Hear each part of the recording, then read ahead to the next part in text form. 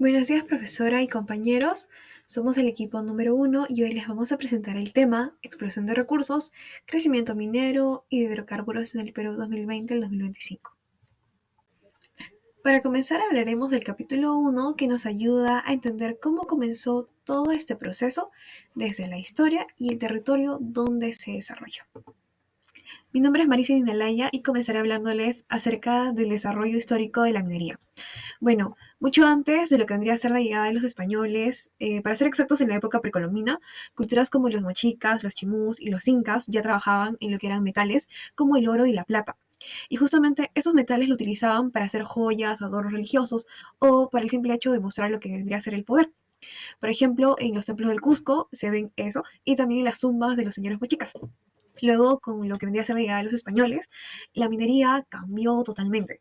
Se convirtió en la actividad económica más importante del virreinato del Perú y justamente se explotó aquí lo que vendría a ser la planta de Potosí y se obligó a miles de indígenas a trabajar en las minas bajo un sistema forzado que justamente fue la llamada mita. Bueno, Potosí fue una de las principales minas de plata del mundo y su producción benefició directamente al poder económico del virreinato, ya que de ahí salía el dinero para financiar también a lo que vendría a ser el imperio español. Cabe recalcar que Potosí está ubicado actualmente en Bolivia, pero antes formaba parte del virreinato.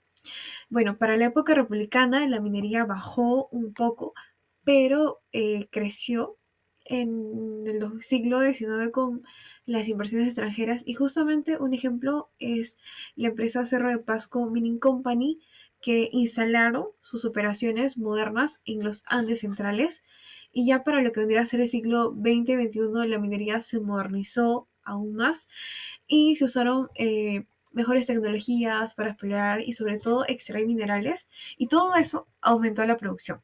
Bueno, hoy en día el Perú es uno de los principales productores mundiales de cobre, zinc y plata. Grandes proyectos también como Antamina, Las Bambas y Cerro Verde que justamente son ejemplos de esta minería a gran escala. Bueno, todo esto se ha hecho, todo esto ha hecho que la minería siga siendo un pilar de la economía peruana. Y bueno, según el BCRP, eh, justamente menciona que más del 10% del PBI ha generado más de 150.000 millones de dólares en exportaciones desde los años 90. Pero justamente no todo es positivo y hay muchas comunidades cerca de las minas que enfrentan problemas como contaminación del agua, eh, conflictos sociales y falta, sobre todo la falta de beneficios directos, ¿no? Bueno, un ejemplo es el conflicto de Espinar, que está en Cusco, o también lo que vendría a ser en Las Bambas, ¿no? En Apurímac, donde justamente los pobladores piden una mejor retribución de los recursos. Por eso, aunque la minería es importante para el crecimiento de nuestro país, el gran reto es lograr que esta riqueza sirva también para mejorar la calidad de vida de las personas, sobre todo que respeten el medio ambiente y más que nada las comunidades. Bueno, con esto le doy el pase a mi compañera para que continúe con la exposición. Buenos días, profesora. Mi nombre es Estefanía Nonalaya y yo les voy a presentar los principales yacimientos mineros del Perú. El Perú es uno de los países más ricos en recursos minerales a nivel mundial. Destaca los yacimientos de oro en Ananea y La Rinconada en Puno, esta última siendo la mina más alta del mundo. También tenemos Pumamarca en Tacna, que produce oro y plata y ha fortalecido la economía del sur. En cuanto al cobre, contamos con grandes proyectos como Toromocho, Las Bambas y Cerro Verde que han impulsado la inversión extranjera y el crecimiento del PBI. También resalta Cobriza en Huancavelica, un ejemplo clásico del desarrollo minero regional. Otros importantes yacimientos son los polimetálicos, que están en Colquijirca y Cerro de Pasco, que han generado un canon minero para salud, educación e infraestructura. Además, tenemos depósitos como Vinchos, Ayahuilca, Huachón y Tapo, que albergan minerales estratégicos como el níquel, cobalto y la cromita, claves para la industria del futuro. Ahora pasamos a las regiones productoras de hidrocarburos. Tenemos 5 regiones claves.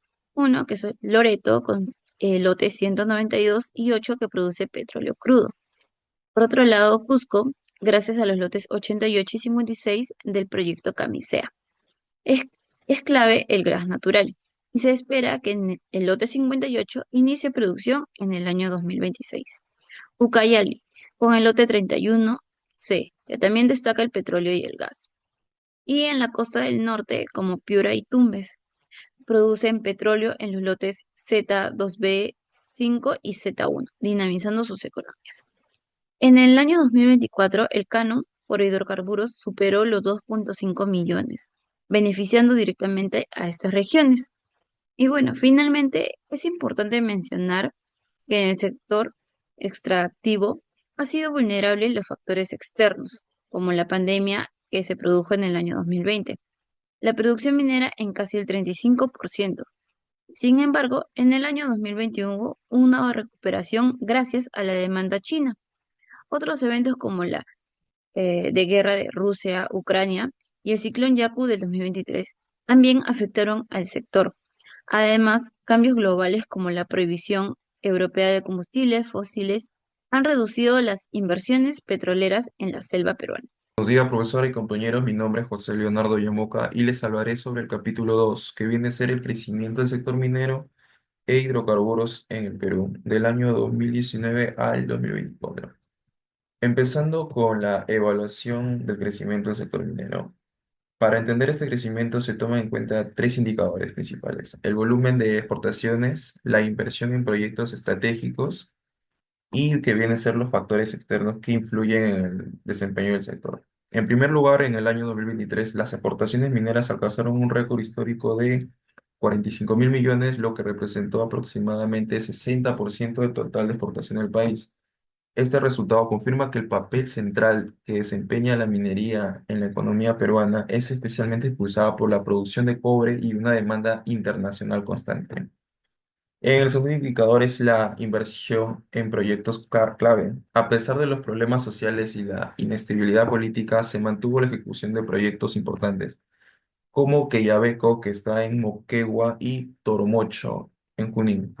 Esto refleja la confianza que los inversionistas mantienen en el potencial del sector minero peruano, así como su capacidad para sostener el desarrollo económico o incluso en contextos adversos.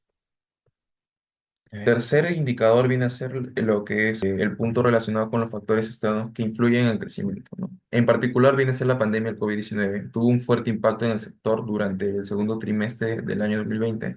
Se paralizó un 78% de las operaciones mineras y la producción cayó un 34,7%. Aún así, el sector minero mostró una recuperación rápida gracias a la implementación de protocolos sanitarios y el repunte de los precios internacionales de los metales, o sea que varía. Finalmente, se identifica un riesgo importante: cerca del 70% de nuestras exportaciones mineras se concentra solo en tres mercados, que vienen a ser China, Estados Unidos y la Unión Europea, lo que genera una dependencia que puede afectar al país ante cualquier crisis o deceleración económica en esas regiones. Mi nombre es Soraya Mijano Guerra Rodríguez y a continuación les presento la evaluación del crecimiento del sector hidrocarburos, ya que tuvo un gran impacto en la economía nacional del Perú durante el periodo 2019 hasta el periodo 2024, debido a la producción y exportación, los cuales subieron y bajaron. Se les conoce también como fluctuaciones. Todo debido a causas de factores internos, que es lo político y la inversión, y los factores externos, que es la demanda mundial y el precio del petróleo.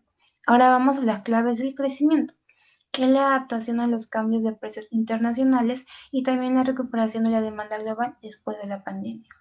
A continuación tenemos lo que es la producción y exportación de hidrocarburos, ya que el 2023 fue un año récord. La producción de petróleo creció un 11%, superando los 47 millones de barriles. Esto nos muestra un sector en expansión. Pero no solo producimos más. El 68% del gas natural viajó a Asia, especialmente a mercados como China y Japón. Esto refuerza nuestro rol como exportador clave. Y por último tenemos que el valor de estas exportaciones subió al 21,4%, ya que gracias al alza global de precios hubo un buen momento para el sector.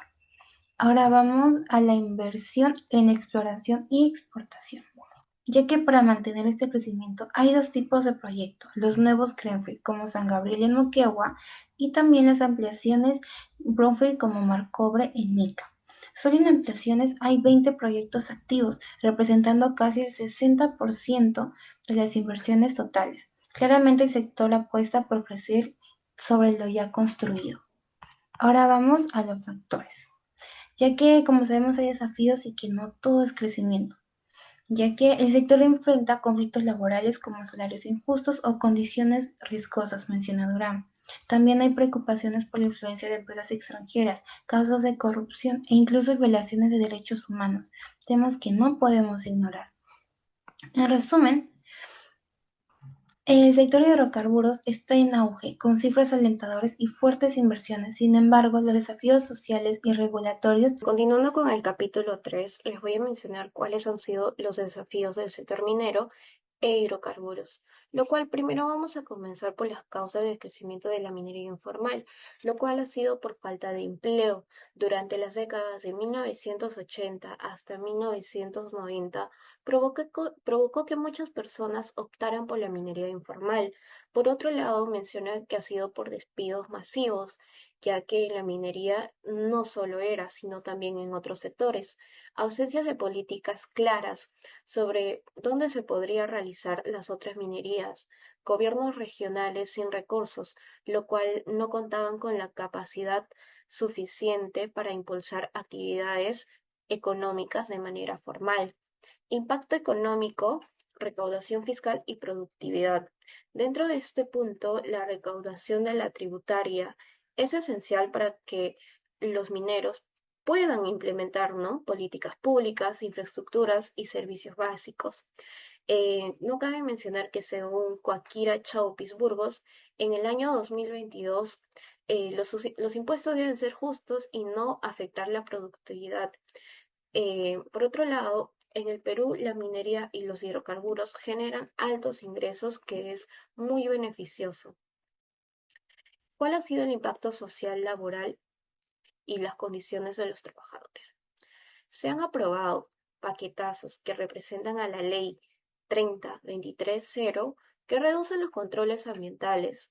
También paquetazos de impunidad, que representa a la ley 301.15, lo cual esto limitan al derecho de la protesta, reducen responsabilidad penal de fuerza del orden.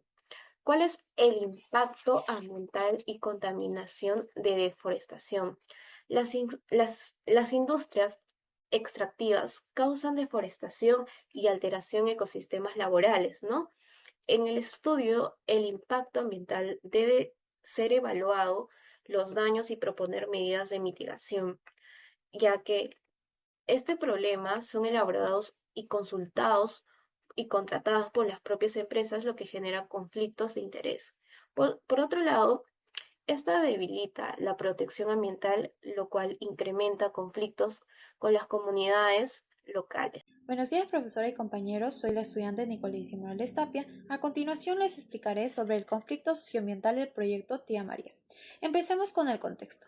Este proyecto fue formulado por la empresa Southern Copper desde 1994, pero recién en el año 2009 se comenzó a evaluar su impacto ambiental, lo que generó una gran desconfianza por parte de las comunidades locales, ya que se percibió como una falta de transparencia. Como vemos en el recuadro, Southern Copper es una empresa de capital mayoritariamente con el 89% mexicano y el 11% estadounidense. En cuanto a su ubicación de este proyecto, se sitúa en la región de Arequipa, provincia de Islay, específicamente a 9 kilómetros de distancia del distrito de Cocachacra y a 2.4 kilómetros del río Tambo. Esto lo hace un tema especialmente sensible, ya que es una zona agrícola que depende del agua para su subsistencia, por lo que la población teme que la minería afecte al acceso al agua, recurso vital para la agricultura de la zona.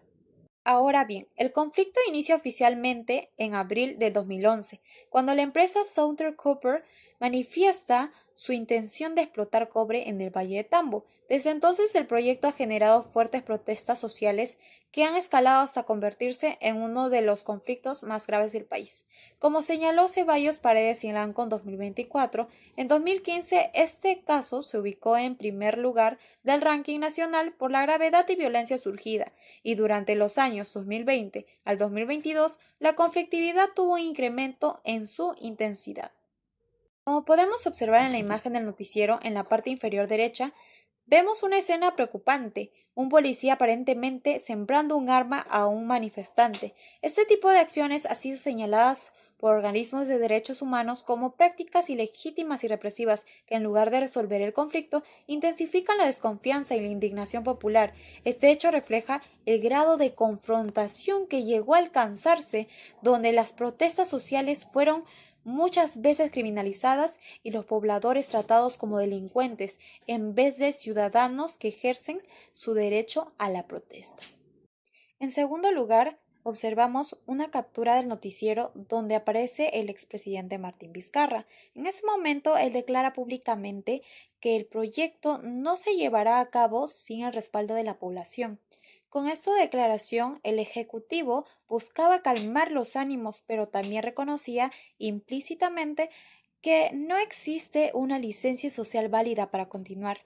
Pese a sus palabras, las decisiones gubernamentales posteriores no lograron consolidar un proceso de diálogo real y efectivo, lo que hizo que la población sintiera que el Estado no estaba de su lado, sino del lado de la empresa, lo que evidencia una ruptura entre el Estado y la ciudadanía local y explican por qué este conflicto se mantuvo vivo por más de décadas sin resolverse de manera sostenible. En cuanto al impacto macroeconómico, el conflicto del proyecto Tía María ha generado un efecto negativo considerable a nivel económico. Por un lado, se ha perdido una inversión estimada en más de 1.400 millones de dólares, lo que representa una gran oportunidad desaprovechada para la región y para el país. Además, esto ha afectado la generación de empleo formal en Islay y Arequipa, ha reducido el ingreso por canon minero y ha incrementado, generando desconfianza a otros inversionistas extranjeros que ven al Perú como un entorno inestable para proyectos de gran escala, aumentando la percepción de riesgo en el país. Ahora bien, este conflicto se sostiene en gran parte por la polarización entre dos posturas claramente definidas. Por un lado, los que apoyan el proyecto, que es la empresa minera Southern Copper, el Ministerio de Energías y Minas, el gobierno central y los gremios empresariales. Su argumento principal es que la minería genera empleo, infraestructura y desarrollo económico para la región. Y por otro lado, quienes se oponen firmemente, los agricultores del Valle de Tambo, las autoridades locales de Islay, organizaciones sociales y gran parte de la ciudadanía. Su preocupación es la posible contaminación del agua y el daño ambiental irreversible que afectará directamente a la actividad agrícola, base económica y cultura de la zona. Uno de los factores claves que ha intensificado esta oposición es el cuestionado Estudio del Impacto Ambiental, el EIA, presentado por la empresa en 2009.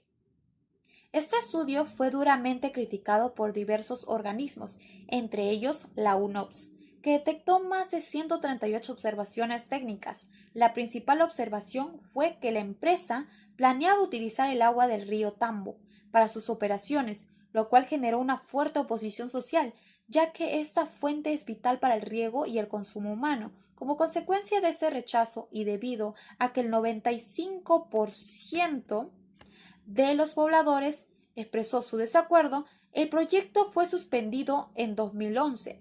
En el año 2013, Southern Copper presenta un nuevo EIA, asegurando que esta vez usarían agua desalinizada, proveniente de una planta de desalinización construida cerca del mar.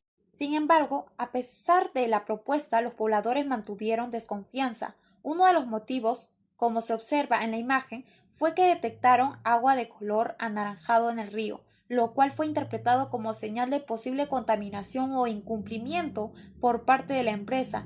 Incluso antes de iniciar operaciones, esta situación reforzó la percepción de que la empresa no estaría cumpliendo con su compromiso ambiental y que además no existía una fiscalización efectiva por parte del Estado. A pesar de las críticas, la empresa intentó transmitir confianza mediante declaraciones técnicas. Como afirma en día 2020, Southern Copper asegura que no habrá relaves ni lluvia ácida, el río no superará los 500 metros y se construirán estructuras para controlar el polvo. Por lo tanto, consideramos que el conflicto por el proyecto Tía María no puede resolverse de manera superficial, por lo que proponemos soluciones sostenibles que respeten tanto el derecho al desarrollo como los derechos de las comunidades locales. Primero proponemos fortalecer el diálogo entre los actores involucrados, gobierno, empresa y comunidad. Creemos que la creación de mesas de diálogo permanentes es clave para escuchar y responder a las verdaderas necesidades de la población, como señalan Ceballos, Paredes y Lanco en 2024. La falta de un diálogo efectivo ha sido un factor clave en la escalada del conflicto, ya que las comunidades sienten que sus demandas y preocupaciones no han sido escuchadas o atendidas adecuadamente. Segundo, planteamos que las empresas mineras asuman un compromiso real con la responsabilidad social empresarial. Esto significa que no solo generen empleo, sino que inviertan directamente en el desarrollo local, apoyando proyectos en salud, educación, infraestructura y emprendimientos sostenibles. Así, los beneficios de la minería serán percibidos de manera tangible por la población. Tercero, es fundamental implementar una gestión ambiental responsable, basada en el uso de tecnologías limpias y la participación ciudadana. Se debe garantizar que no haya contaminación y que los estándares ambientales se cumplan rigurosamente con mecanismos de monitoreo donde también participen los vecinos de la zona. Y finalmente creemos que el Estado debe desempeñar un rol mucho más activo. No basta con facilitar el diálogo, el gobierno debe ser garante del cumplimiento de las leyes ambientales y de los derechos de las comunidades. Tiene que fiscalizar con firmeza, aplicarse sanciones cuando sea necesaria. Con estas propuestas buscamos contribuir a una resolución sostenible del conflicto que no solo favorezca la inversión, sino que respete y priorice el bienestar de las personas y del entorno.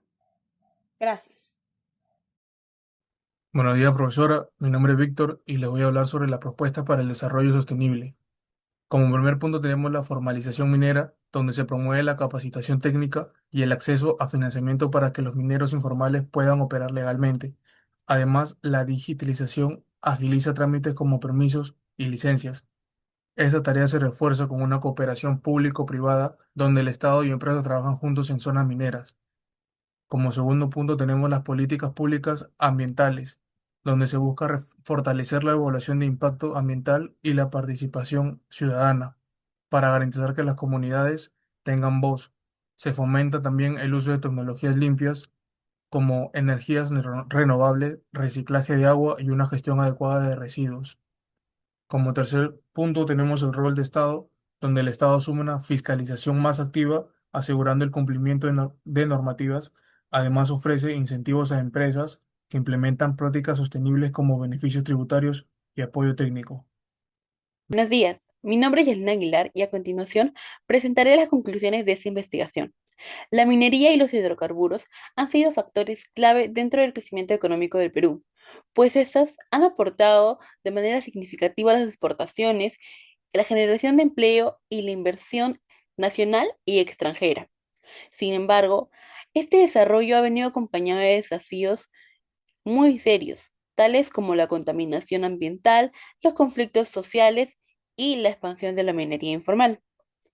Nuestro estudio plantea que para avanzar a un desarrollo más equilibrado es fundamental formalizar a los mineros informales, reforzar los marcos regulatorios y fomentar el uso de tecnologías limpias. Solo así será posible lograr un modelo que no solo impulse a la economía, sino que también proteja el ambiente y garantice el bienestar de nuestras comunidades. Muchas gracias por su atención